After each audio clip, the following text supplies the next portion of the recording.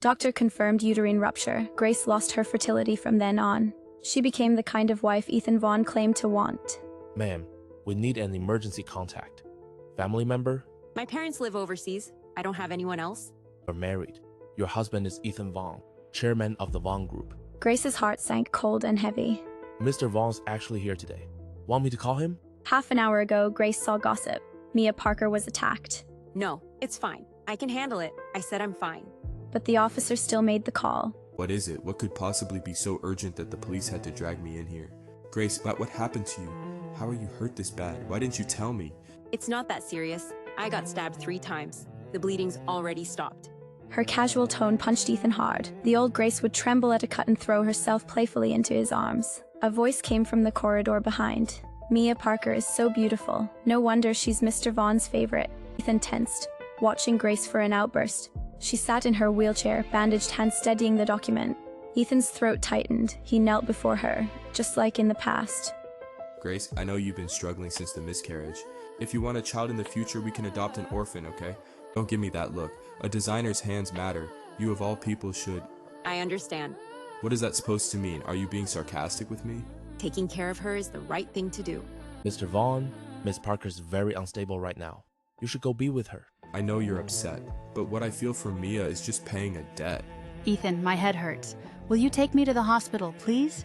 Ethan turned at once, panic taking over. He shoved her away, unaware his hand pressed hard on her bandaged wound. Who let you come here alone? I'm taking you to the hospital right now. But your wife is still here. I don't want her to misunderstand you again. This is what Ethan called just paying a debt. Grace, wait for me. I'll get Mia checked out and come right back. By the time Grace signed and collected the evidence receipt, the corridor was empty. She left the police station alone, hailed a taxi and went home. In the bedroom, Grace dialed a number she hadn't contacted in years. Set it up. I'm coming back. I'm entering next year's design competition. Grace, you're serious? We've waited years. You were born to design. My heart broke when you quit for marriage. I already filed for divorce. In 2 weeks, the papers will be final. Grace hung up the phone and immediately fell into a deep sleep. But not long after, she was violently yanked from bed by Ethan. The wounds on her body reopened, causing intense pain and cold sweat to pour from her skin. Grace Quinn, I thought you really understood me, but it turns out it was all just an act. Those radical fans, you actually arranged them to hurt Mia Parker? How could you be so malicious? Grace endured excruciating pain and emotional collapse inside her. If you suspect me, call the police. Let them tell you the truth. Or is it that you just want to hurt me to make Mia happy? In the past, Mia had used this tactic countless times. She ate something bad and was rushed to hospital, but curled up in Ethan's arms and accused Grace of poisoning her. She once got injured while bathing, yet she blamed Grace for replacing the non-slip tiles out of jealousy. And Ethan always believed her unconditionally. Grace had grown accustomed to this, from despair to indifference. Tell me then, how do you want to punish me? Ethan froze. He couldn't stand her coldness and indifference. His breath hitched. How much longer are you going to keep this up? I've already apologized and even scolded Mia. Why can't you let it go? Do whatever you want. I don't care. Ethan felt a rush of frustration. He shouted, tightening his grip on her chin. But she kept her eyes shut and remained silent. Watching her, Ethan suddenly felt a panic he'd never experienced before. Fine, if you don't care, then come with me tomorrow night to the old mansion for the banquet. Grace suddenly opened her eyes wide. The old mansion. That place which had always been a nightmare for her. The place where she had lost the ability to bear children. But in the end, she still didn't speak. He stared coldly at Grace's numb expression, angrily spat out a, "You're something," and then slammed the door and left. At that moment, her phone buzzed. Grace saw a message from her agent. In that moment, her heart was suddenly pierced with a sharp pain. She had once been a world-renowned independent designer, a genius who swept the global design competition, and entered the Royal College of Art at just 15. That year, at the Finland fashion show, a sudden snowstorm hit. Grace Quinn ran into a roadside tavern with her bag and the runway clothes. The moment she opened the door, she saw Ethan Vaughn sitting at the bar, playing The Day After Tomorrow on his guitar. With a nonchalant demeanor and a husky, low voice, he created an entirely different world within the warm tavern. I'm Grace Quinn. May I know you? Sure, the little genius I've heard so much about. At that moment, she completely fell. She believed it was a fateful encounter, that they were meant to write a story of love at first sight, far away from home. She had often felt proud of her early fame, thinking it had allowed the person she loved to know her sooner. Eventually, they naturally ended up together. Gracie, I love you until death do us part. At that moment, Grace thought she was the happiest woman in the world. She only learned the truth after miscarrying, fainting, and overhearing the Vaughn family's conversation. Ultimately, Grace was still forcibly brought back to the Vaughn ancestral home by Ethan. Stepping in again, everything remained bleak and desolate. The child Grace lost was a boy, the Vaughn family's only heir. He held the infant preserved in formaldehyde, weeping bitterly, and demanded a 3-year mourning period for the entire family. Yet Grace was clearly the one suffering the most. The Vaughn family, however, blamed all the fault on her. As expected, a teacup flew and struck her. Blood trickled down her forehead, yet she remained motionless. Old Mr. Vaughn, supported by Ethan, approached in a rage. "You wicked woman! You are the bane of our family. You will end the Vaughn family's bloodline." Grace bore it silently, with a self-mocking smile. Ethan concealed the truth. Mia was the real culprit of the car accident. Everyone believed Grace blocked the car out of jealousy, leading to the miscarriage. She explained countless times, but no one believed her. "What are you laughing at? Take her to the water chamber. Until she admits her mistake, she is not to be released." The atmosphere in the room instantly turned cold. Even the servants were stunned. The water punishment was the family's cruelest method for traitors. Grace looked at Ethan, but he avoided her gaze. Grace was dragged into the dungeon, her body still aching. Her hands were bound, and she was beaten with an iron rod, and repeatedly pushed into the saltwater pool. The salt water burned her skin, mingling with fresh blood. She struggled to breathe, but was constantly submerged by the water. Someone roughly grabbed her hair and pulled her up.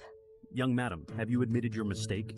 Grace remained silent with only dead stillness in her eyes. She was pushed back into the water. A new round of torture began. Just when she thought she couldn't bear it, Ethan rushed in. He knocked down a guard with one punch, then rushed to Grace. He wrapped Grace in his coat and picked her up. Her vision was blurry. She could barely recognize him. Grace, why are you so stubborn? If you're like this, my heart aches. Please admit your mistake, okay? I'll beg Father for you. Heartaches? The physical pain was less than 1,000th of her inner torment. What do you pity me for? You know best whether I'm wrong. How did my child die? And who was the real culprit? Then what difference does it make if I admit my mistake? Ethan, can you act like a man and stop being so hypocritical? This was the most Grace had said these past few days. Yet it stirred up a storm of unease and struggle within him. Ethan froze completely, his brows furrowing then relaxing. I'll take you to the hospital. Finally, Ethan took Grace and left the dungeon. Her heart had completely frozen over. In the hospital room, the silence was so thick you could hear a needle drop. Grace, I told you, Uncle Parker saved my life. He died saving me, so it's only right that I take care of Mia. You saw how much my father loved his grandson. Once he finds out Mia is the one who caused the miscarriage, what do you think he'll do? Mia won't be able to handle it. I'll never marry anyone else in my life, and I'll protect you. You help Mia to avoid my family's anger, and I can compensate you. You can have whatever you want. His voice trembled slightly, as if he knew he was wrong. The air in the room felt frozen, as if time itself had stopped. As long as you're happy. Ethan was stunned. That feeling of being out of control welled up in his heart again. Grace, don't be like this. I know I'm sorry for you. Just this once, this is the last time. From now on, I will surely make it up to you. Love you and protect you to the best of my ability. I really only see Mia as a younger sister. Okay, I got it. No anger, no questions.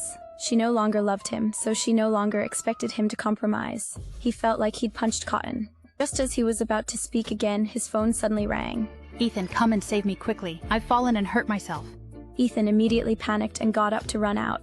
Just as he reached the door, he seemed to remember something. Go ahead. Don't worry about me. She was left alone in the empty ward. A nurse pushed the door open, and excited chatter came from outside the door. "Have you heard? Famous designer Mia tripped downstairs, and Vaughn's president called the abroad dean back to treat her personally." Grace's movements paused. It's really enviable. "When his wife miscarried, Mia hurt her finger. He left his wife in the OR and stayed with Mia. We nurses were shocked." The child could have been saved, but the transfusion was too late. He chose to comfort scared Mia first. His wife was tragic. "Why pity her? She's just a shameless parasite. No job, only spends money, and clings to being Mrs. Vaughn." Grace's body went rigid, and her mind went blank. It turns out that her child didn't have to die. Enduring the excruciating pain all over her body and disregarding the nurse's obstruction, she pulled out the needle and walked out of the ward, staggering all the way to the VIP area. As soon as Grace turned the corner, she saw Ethan tightly holding Mia in his arms, standing in front of the hospital room at the end of the corridor. He was gently placing a red coral bracelet on her wrist. You've had so many accidents lately. Wear this. It's been blessed and it will protect you. Grace recognized it instantly, the wedding bracelet she'd carved till her fingers bleed. He'd once sworn to treasure it like his life, but he'd now given it to Mia so casually. How many lies had he woven over the years, trapping Grace in a false dream? Ethan gently wiped the tears from her cheek, his eyes filled with overwhelming tenderness. Don't cry, I will always protect you and won't let anyone hurt you. What about Grace? She hired people to hurt me. If I hadn't been injured, I wouldn't have fallen. Are you just letting her get away with it? No, I won't. I told you I won't let anyone hurt you. Even Grace won't do. How exactly are you going to make sure I don't get away? Let's hear it. Ethan's expression changed dramatically, his gaze fixed on Grace. You're hurt so badly, why don't you rest properly? Grace, I know you hate me, but why do you keep hurting me? Can't we just be friends? I really have nothing going on with Ethan. You know I've already lost my parents, and Ethan is the only family member I have left in this world. Grace didn't respond, suddenly raised her hand and slapped Mia. Ethan's face changed dramatically. He rushed forward, roughly pushed her, making her hit the wall. Excruciating pain, all wounds under the bandages burst open. Grace, have you lost your mind? Mia, for my sake, has humbled herself to beg you, and yet you're being so cruel? Mia huddled in Ethan's arms, tears streaming, her eyes betraying satisfaction. Grace's cold eyes held no hesitation, only vengeance for her son. You're both murderers. You killed my son. He never even had the chance to see this world. You use the excuse of repaying kindness to carry out your dirty deeds. You'll get what's coming to you. After her words, she collapsed from blood loss, leaving a bloody mark. Gracie. Grace awoke to a dim room, Ethan by her side, weary. You're awake, Gracie. Do you know you've been unconscious for 3 whole days? I was so scared. I'm sorry, I just lost my mind with anger. I didn't consider how you were still grieving the loss of our child. I won't do it again, I swear, I won't. Grace's heart was cold, his apologies meaningless. I'm tired. Please leave. Ethan panicked at her coldness, feeling choked. He pulled her into a stiff embrace, haunted by her despair. Gracie, when this is over, let's go to Finland. Snow season's coming. Let's relive the past and start over, okay? In his arms, her body stiffened, pain causing cold sweat. I'm sorry, Gracie. I'll never let you get hurt again. If you want, once you're better, we can leave immediately. How about that? No need. The finished snowscape, pure yet biting, symbolized an irreparable pass. Before, Finland was the most sacred place in Grace's heart. She had suggested many times that they revisit. Ethan had refused, always claiming he was too busy. Now he was suggesting they go back together. But Grace only responded with indifference. Her heart was being squeezed, the pain coming too late. Grace, what's happened to you? If something's wrong, just tell me. You can hit me or yell at me. Anything is better than this coldness. Isn't this exactly what you wanted? You wanted me to be understanding, not to argue. And to understand your helplessness, I did it. So why aren't you happy? 3 days ago, I did have a breakdown. And what happened? Didn't you see? Ethan was left speechless, staring at her. He suddenly felt like he was about to lose her. But he reminded himself they were still married. He could still heal her wounds. Ethan, there are people outside my house. I'm so scared. Can you come stay with me? Grace, what I said that day, it was only to calm Mia down. I didn't mean to hurt you. I've been with you for 3 days. Let me go home, change clothes, and I'll come back soon. Wait for me, okay?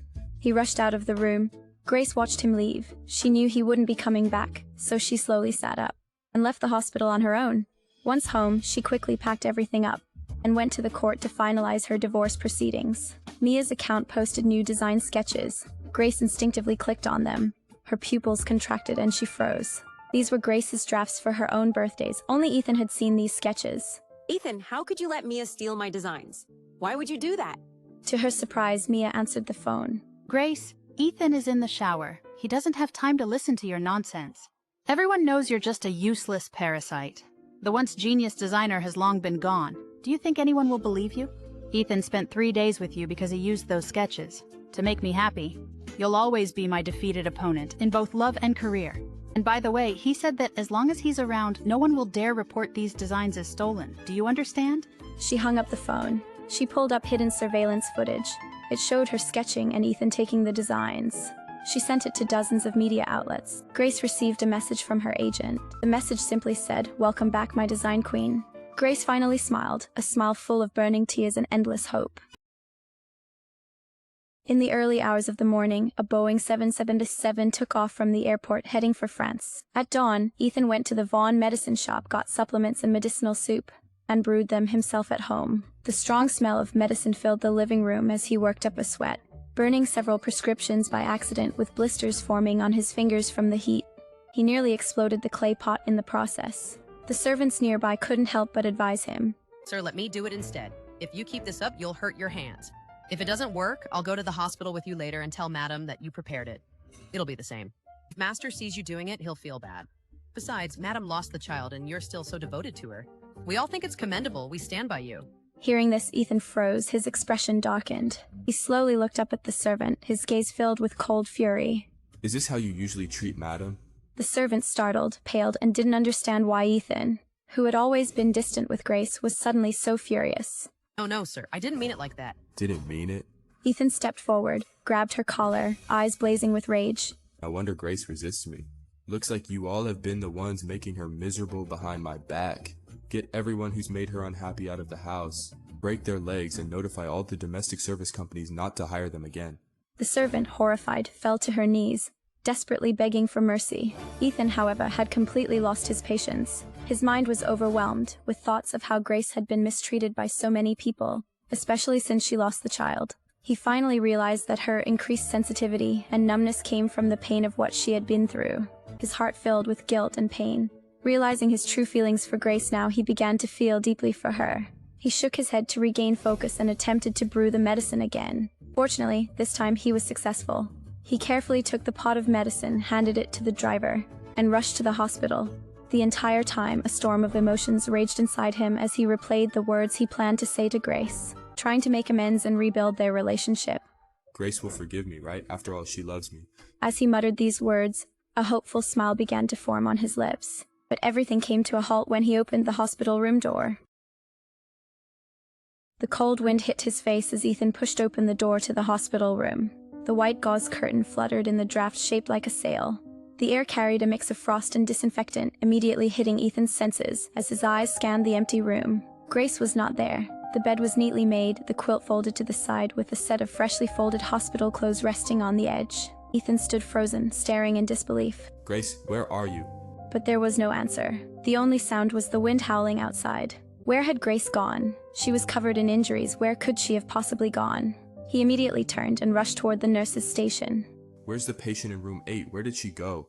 She's not in the room. I didn't see her leave after I took over the morning shift. Just then, the head nurse holding a stack of patient files walked over. Mr. Vaughn, Miss Mia's condition. I don't care about Mia. I'm asking about my wife, Grace. Where is she? Mrs. Vaughn, she might have gone to have breakfast. The nurses didn't notice. I'll go find her right now. She quickly turned to leave, but bumped into the attending physician on her way out. What's going on here? Grace Vaughn is seriously injured. Who allowed her to leave the hospital? This is ridiculous. Ethan was struck dumb. What did you just say? Grace left the hospital? How could she leave? Mr. Vaughn, aren't you the one responsible for this? I heard that your family never paid for her hospitalization, and her personal account was frozen. It's no surprise she had no choice but to leave the hospital. You know, she used 4 cars to scrape together the money to leave? Ethan staggered back, knocking over several items on the counter before finally steadying himself. He couldn't believe it. Impossible. Why didn't I know about any of this? Ethan rushed out of the hospital, slamming the gas pedal to the floor as if he had lost all control. His mind was reeling as he headed straight for the Vaughn family mansion. Even without checking, he knew that only his father had the power to restrict Grace's bank cards without his approval. It hit him hard. Grace had been struggling these weeks, unable to even afford hospital care. His heart twisted in pain as he thought of the suffering she must have endured. He felt the need to tell father everything, to confess the truth about everything that had happened. As he drove, he dialed his assistant's number, his voice deep but anxious. You have half an hour to find out where Grace went after she left the hospital. Also check her personal accounts, find out when the last time money moved in or out. His assistant quickly agreed, and in less than 10 minutes, the information was back. Mr. Vaughn, I just found out that after leaving the hospital, Mrs. Vaughn went to the court, then stood on the street for 40 minutes before making a phone call to your phone. The news hit Ethan like a thunderbolt. Without hesitation, he slammed on the brakes and stopped his car in the middle of the road, barely avoiding a collision. He ignored the honking behind him, focusing entirely on the phone. She called me? When? It was yesterday when you were at Mia's place. Mia? Ethan's heart lurched with a sinking feeling. He had only left his phone for half an hour the previous day when Mia spilled coffee on him, forcing him to go wash up. Suddenly, the pieces clicked into place. Ethan immediately pulled out his phone and started scrolling through his call history. It was completely clean. There was no record of Grace's call. Mia had deleted it. In those 40 minutes on the street, what had really happened? What was said in that call? The confusion and anxiety gnawed at Ethan, leaving him feeling more and more desperate. With clenched fists, he punched the steering wheel, his voice cold and dark. I'm heading back to the mansion. You go and tell Mia to wait for me there. Ethan had just parked when he received 2 messages from his assistant. The first was a screenshot of Grace's account. She hadn't received living expenses after her miscarriage. The second was Mia's social media, where she had plagiarized Grace's designs. The top comment was from Grace's official account. The message was simple: those who commit evil will ultimately face retribution. Ethan instantly felt a chilling dread, as if plunged into an icy abyss. A sinister premonition grew stronger. He realized everything was spiraling out of control. He admitted he had given these sketches to Mia. Mia had tearfully claimed her inspiration was dry, needing fresh ideas. He never imagined she would openly plagiarize, and posted on social media, publicly displaying them for everyone to see, including Grace herself. Ethan flung open the car door and rushed towards the Vaughn manor. Mia stood there, oblivious to what was about to unfold. Unaware, Mia confidently walked towards him, intending to link arms with him. Before she could react, Ethan slapped her hard twice. The sharp sound of the slaps echoed in the air. What did you do, you shameless woman? Ethan was furious, completely losing his temper. Who gave you permission to steal Grace's designs, you disgraceful thief? Mia stood stunned, her cheeks burning, her body collapsing in shock. Fear blanked her mind, but survival instinct made her play dumb. No, Ethan, I didn't mean to post Grace's designs. I just made a mistake. Yes, I accidentally posted it. A mistake? He stepped forward, gripping her throat tightly. Do you think I'm a fool? Before he could drag Mia into the mansion, the assistant rushed in, panicked. Bad news, Mr. Vaughn. 3 minutes ago, the internet exploded. They're saying you condoned Mia plagiarizing your wife's designs. Immigration reported your wife flew to Charles de Gaulle Airport in France this morning. Deserted by all, facing a career crisis, Ethan completely lost his chance to win Grace back. Meanwhile, Grace had resolutely embarked on her new life. She didn't look back without a trace of nostalgia. In Paris, a brand new beginning awaited her. Ethan gave the order to have Mia locked in the underground chamber. Then he personally went to Father, kneeling before him, to reveal the truth about Grace's miscarriage. The old Vaughn couldn't take the shock and fainted on the spot. The whole mansion went into chaos, and Ethan was busy until late at night, finally getting a moment to catch his breath. He sat on a bench in the hospital corridor, scrolling through Instagram. The red trending tags were already plastered all over the top posts, with missed calls and texts, mostly from PR companies and media outlets. Famous designer Mia Parker plagiarized. Vaughn Group president Ethan Vaughn's affair, enabling plagiarism. Ethan Vaughn steals wife Grace's designs. Grace Vaughn, a genius designer, returns after years of hiding. The posts were accompanied by surveillance footage and recorded conversations, leaving no room for denial. Mia and Ethan's actions were exposed for all to see. Ethan stared blankly at his phone screen. He recognized the background in the surveillance video. It was from his villa. Grace had installed cameras everywhere, without him knowing, and had been preparing to leave without a word. His eyes landed on the recording, and as soon as it played, Mia's mocking voice came through. Ethan is taking a shower. He doesn't have time for your nonsense. You really think he's been with you for 3 days? That's because he used these designs to make me happy. Each word hit Ethan like a sharp needle to the heart. Before he could fall apart, a new trending topic appeared on Instagram, this time with a location tagged in Paris. And the account was a newly registered official studio account, Grace Quinn's management team. No extra words, just 2 pictures. One showed the divorce certificate. The other was a promotional poster for the designer's event in France, with the note at the bottom stating that Grace had signed a 5-year contract and secured permanent residence in France. The genius designer made a high-profile return and officially announced her divorce. Ethan stood frozen, his throat tightening involuntarily as he swallowed hard.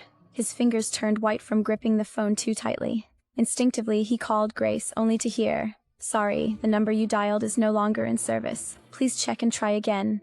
A deep sense of helplessness washed over Ethan, and he almost couldn't breathe from the suffocating despair. What's going on with the divorce certificate? Like, why didn't I know about this? His assistant quickly rushed to his side, trying to steady him. Mr. Vaughn, your wife filed for divorce after the miscarriage with photos of you and Mia. She's not angry, she's given up. Ethan felt like his heart was being squeezed by an invisible hand, pain shooting through him. He was flooded with memories of Grace, cold, numb, hollow, as if her soul was gone. He remembered the hospital. Grace smiled sarcastically and asked, "3 days ago I had feelings. So what?" He thought he'd always have time to make it up to her, with decades of marriage ahead. But now, all his presumptions seemed laughable in the face of the trending topics and his assistant's words. The car accident footage shows Mia didn't lose control from her hand injury. She deliberately crashed into Mrs. Vaughn's car and hurt herself. With every word, Ethan's face grew paler. His head splitting, he shot up and rushed straight to the basement. As soon as he entered, he saw Mia, who had been tortured beyond recognition. She crawled desperately toward him, nails scraping the floor, clinging to her last hope. Ethan, save me. I was wrong. I really know I made a mistake. I won't plagiarize again. I won't compete with Grace anymore. Please forgive me. Her tears mixed with her snot, and she looked utterly disheveled. I only love you, Ethan. I was jealous of Grace. Why did she get everything? Slap! Ethan slapped her across the face, the sound ringing through the cold room. Mia, how many more things are you hiding from me? What happened during that accident? Did you really lose control, or was it intentional? Mia froze, realizing her lies were exposed. Fear was plain in her eyes. I'm sorry. How much longer do you plan on lying to me? What really happened? He kicked her to the ground and pressed his foot hard against her neck. Mia turned purple, gasping for air, her neck on the verge of breaking. I won't let you die. I'm going to leave you here, let you suffer the same pain Grace went through, until Father gets out of the hospital. The hatred he once had for Grace will now be tenfold for you. You're going to suffer through your own hell. Just wait for it. Ethan booked the earliest flight. No change of clothes, straight to France. Landed, opened phone. Family messages flooded in. Mr. Vaughn, stock price dropped. Evidence confirmed, PR team helpless, please hold a meeting. Mr. Vaughn, your father discharged. He has ordered that after Mia's punishment, she is to be sent to a facility in the Philippines. You could use this opportunity to place the blame on her and quickly recover your image with the company. Mr. Vaughn, all members of the Chamber of Commerce have submitted a joint proposal. If you fail to control the situation within 3 days, your presidency will be revoked. Ethan shut off phone, unmoved. He just wanted to find Grace. No matter what it took, he had to find a way to win her heart back. But Paris was huge, and the Designers Association wouldn't reveal any information about Grace's studio. Sorry, Mr. Vaughn. We follow Miss Quinn's instructions. Not to disclose her whereabouts. She's prepping for design comp per agreement. No industry talk. Given your social media behavior, you are on the blacklist. Ethan felt helpless for the first time. He slumped down on a bench in the streets of Paris, letting the stares of passing people burn into him. Grace, where are you? A glass of aged fruit wine, vintage 2000. It was the same drink Grace had once adored when they were in Finland. Thick, coffee-colored liquid with a sweet, crisp aroma. Ethan suddenly turned. He remembered how he had jokingly asked Grace, "Why do you insist on this particular vintage?" She always laughed, patting him, her eyes filled with longing, as if gazing at starry dreams. Because it's the year you were born. Nearby, a customer savored the wine. In the sunlight, the liquid swirled. A hot tear fell. Ethan collapsed, tears flowing ceaselessly. At the corner, Grace, coffee in hand, sought inspiration. Her design doll awaited her adjustment. She pieced fragments onto the doll. Lost in thought, she picked up a leaf. The leaf became part of her design. You are amazing, Grace, a genius. The design queen will rise again. Louis Smith, the studio's executive director, stood behind her, unable to help but voice his admiration. He had been following her ever since she left the studio, his eyes never leaving her for a second. The girl he had once looked up to had finally returned. He was thrilled and happy for her. Grace turned, surprised. Their eyes met. His gaze made her blush. What are you doing here? Just passing? Louis smiled, elegant in black. He stood out, charming, on a Paris street. I've been waiting for this day. Your skill is still superb, more mature. Clearly you never gave up designing. Indeed. She kept her design skill. Her habit of seeking inspiration endured. Grace smiled, ambition in her eyes. My goal is to win the design contest. I'll reclaim my honor on the podium. Grace? Her smile froze. She turned, looking up. Ethan, red-eyed, watched her in pain, his desperate gaze fixed on Grace. Ethan looked completely disheveled. His handsome face was unable to hide the exhaustion, and he had completely lost the confident demeanor of the Vaughn Group CEO. Once so high and mighty, an untouchable figure, now there was an expression of unbelievable pleading, and pain on his face filled with fear. Grace, is this someone you know? Louis glanced down, his tone defensive. Grace's smile faded completely. Let me introduce him. This is my ex-husband. Louis' expression immediately turned serious. We're in Paris now. He won't do anything while I'm here. Grace gently shook her head. She had known from the moment she left that Ethan would come looking for her. Everything felt like a silent cycle. It reminded her of that snowstorm in Finland. Though the storm in her life hadn't fully passed, she had taken the first step. It's fine. We're already divorced. It's clear he won't be able to stir up any more trouble. Pain flashed across Ethan's face. Grace, let's talk. even if you want to sentence me to death. Who says I have to? Wait here if you want to talk. I need to finish my materials and submit today's designs. After all, I rely on real skill, not plagiarism. It's going to take a little time. The sarcasm in her voice clearly stung Ethan. Grace walked past him, not sparing him a second glance, and headed straight into her studio. One day and one night, she revised her design draft 7 times. Finally, when she hit send, the first light of dawn was just beginning to appear. Grace rubbed her tired eyes, leaned back in her chair, and dropped a few drops of eye drops, resting for a while before slowly standing up, stretching, and preparing to make herself a cup of coffee. Her movement froze just as she was about to stretch. Across the street, Ethan was still standing there. In the cafe's window seat, Grace sat across from Ethan. Grace glanced at her watch, feeling a little tired. I'll give you half an hour, my breakfast time. Say it all at once. I still need to go back and rest. Ethan gazed at Grace, his eyes fixed on her. He couldn't bear her indifference, as if she treated him like a stranger. Even worse than a stranger. Grace, I want to explain about the miscarriage. Mia has been dealt with by my father. I can also explain the design drafts. I didn't mean to. Ethan's voice faded, becoming incoherent. His thoughts were muddled. The more he explained, the more entangled it became. Eventually, he was almost incoherent. Ethan, we're already divorced. This is the final outcome. Your so-called explanations are no longer important to me. Grace sipped her coffee, her brows slightly furrowed. Her head was splitting. Ethan's voice only added to her irritation. How can it not be important? Ethan suddenly grew agitated, drawing glances. It is important, Grace. Our divorce was a misunderstanding. I can clarify these misunderstandings. Grace calmly interrupted him, her tone dismissive. When I was unconscious after the miscarriage, I heard what you two said. That so-called hero saves the beauty was no accident. It was a meticulously planned conspiracy. Ethan froze, speechless. Ethan, do you want me to continue? Your so-called explanations are no longer important to me. She lay in the hospital bed, her consciousness blurred. Yet she heard all the malicious conversations. Those words were like daggers, piercing her heart. He realized the gravity of his mistakes. Their relationship, apologies, all had been missed. Now everything was irreversible. He no longer had the right to explain. If, before the miscarriage, he had confessed the initial conspiracy. If he had shown true feelings, genuinely moved Grace. If, after the miscarriage, he hadn't foolishly covered for Mia, but instead made her face the consequences. If, in Grace's surveillance, he hadn't taken the design drafts. If he hadn't abandoned her when she needed him most. If any of these had been different, perhaps there would still be a chance to explain. But Ethan finally realized with agony, there is no what if in this world. Ethan gave up everything in his home country and stayed in France. He became like a monk, cutting off all contact with the outside world. Without a fixed home or decent clothes, he spent day and night near the building. The Vaughn family sent people to bring him back, to resume his role as CEO. But Ethan seemed to have lost his mind, his soul shattered when Grace left. He resisted all advice with silence, unwilling to return no matter what. Every day, he cooked 3 meals for Grace, the young master never cooked before. But over time, he managed to cook well-seasoned and flavorful meals. However, all the meals he sent ended up in the trash. Not a single bite reached Grace's mouth, with no response from her. Whenever it rained, he would hold an umbrella and go to pick up Grace, even though he knew she would never step under his umbrella. Yet, he still stubbornly performed these self-deprecating acts. Now, Grace was wealthy and famous, with a bright future ahead of her.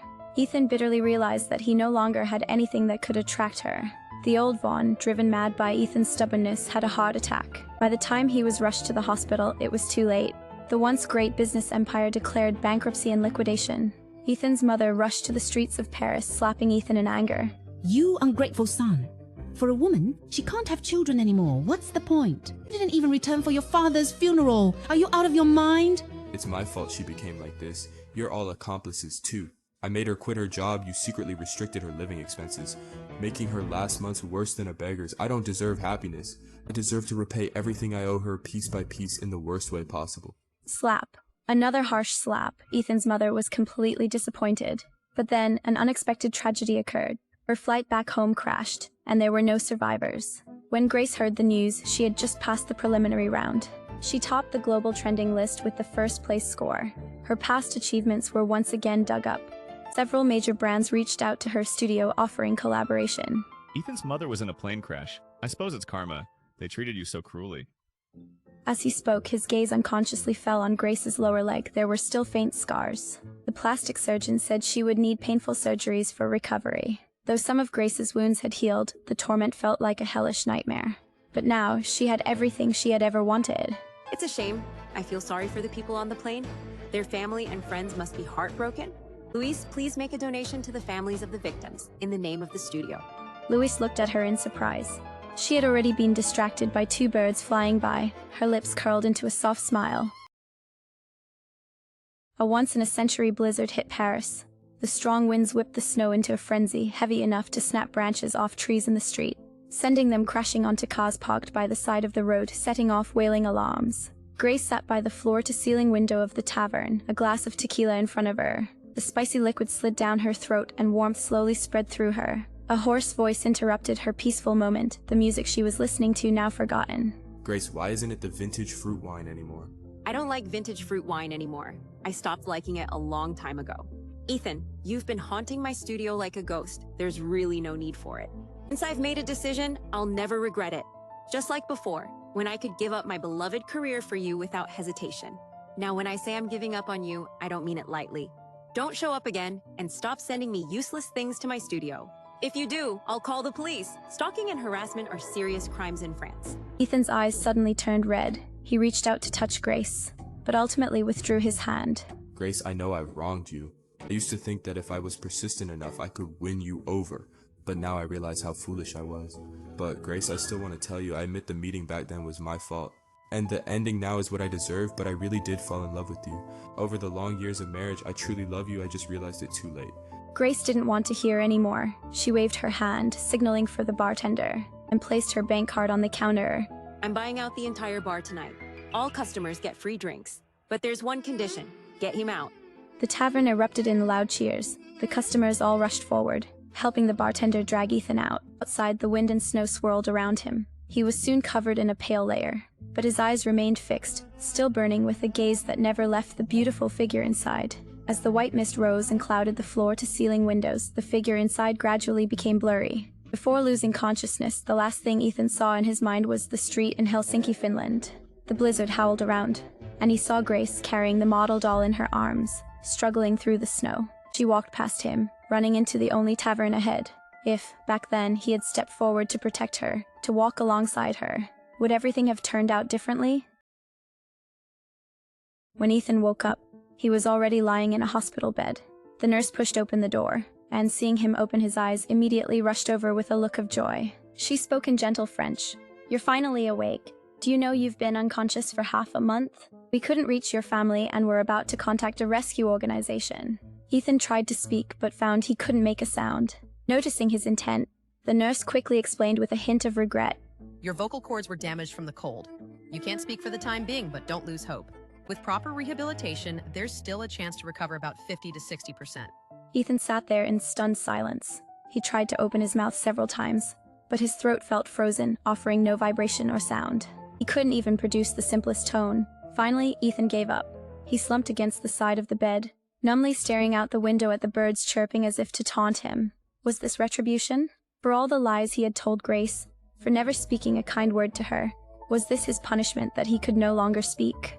The television in the room suddenly played a news segment. Newly renowned designer Grace Quinn has successfully entered the final 4 of the design competition. The championship will take place next weekend. A spark reignited in Ethan's eyes. He mustered the strength to sit up, painfully yanking the IV needle from his hand.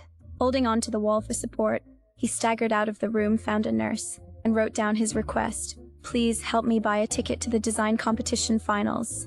The day of the finals arrived. Ethan dressed in clean clothes, finally taking the time to care for his appearance again. Holding a bouquet of flowers, he walked into the competition venue. But at the ticket checkpoint, the security guard stopped him. "Sorry, sir.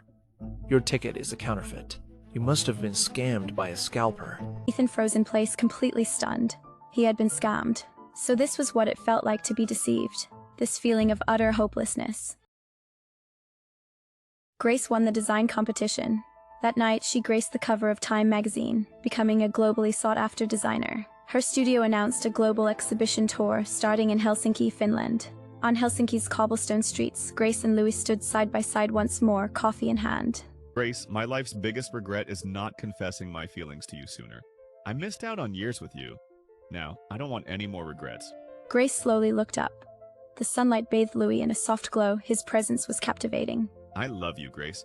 From the moment I first saw you at 18, I fell for you irrevocably. I regret wasting those years, but in this life, I don't want to waste another moment without you.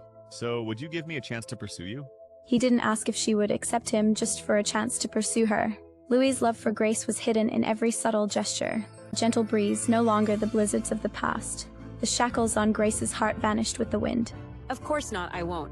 After all, I want you to be my boyfriend now? Louis held Grace tightly, as if embracing the whole world. He joyfully spun her around, until both were dizzy, leaning on a lamppost gasping. Grace Quinn is my girlfriend. I finally have the love of my life. Passers-by stopped, sharing their joy. Applause and cheers echoed through the crowd. Yet, in a corner at the edge of the crowd, a figure stood forlorn, silent for a long time. The crowd dispersed, the street empty, and Ethan suddenly smiled. He opened the pill bottle and swallowed all the pills at once. 6 months later, Grace and Louis's wedding was held in Paris. Friends from around the world came to congratulate them, bringing 2 startling pieces of news. 6 months prior, Ethan died of a drug overdose on the streets of Helsinki. Before his death, he visited Mia in the Philippines. She had become a human pig in the black market. Ethan showed her news of Grace's victory. Grace stood stunned. Louis embraced her from behind, softly kissing the top of her head. Grace, are you still sad? Grace looked out the window, the sunlight bright and beautiful. Of course not. The storms in my life are long past. My future is nothing but brilliant.